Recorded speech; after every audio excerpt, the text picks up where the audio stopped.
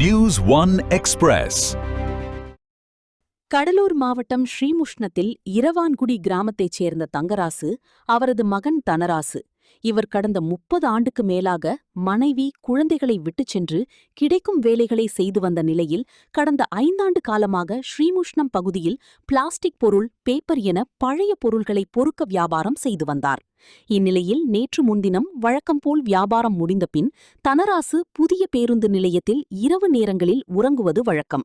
இந்நிலையில் அதிகாலை 6 மணி அளவில் தனராசு இரத்த வெள்ளத்தில் கிடந்ததை சிலர் பார்த்து ஸ்ரீமுஷ்ணம் காவல்துறையினருக்கு தகவல் கொடுத்த நிலையில் போலீசார் விரைந்து சென்று தனராசு சடலை கைப்பற்றி விருத்தாச்சலம் அரசு மருத்துவமனைக்கு கொண்டு சென்றனர்.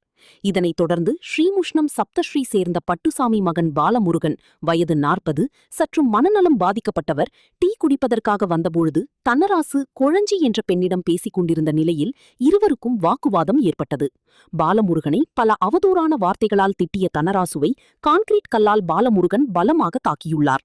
இதில் நிலை குலைந்து போன தனராசு சம்பவ இடத்திலேயே உயிரிழந்ததாக கூறப்பட்டுள்ளது.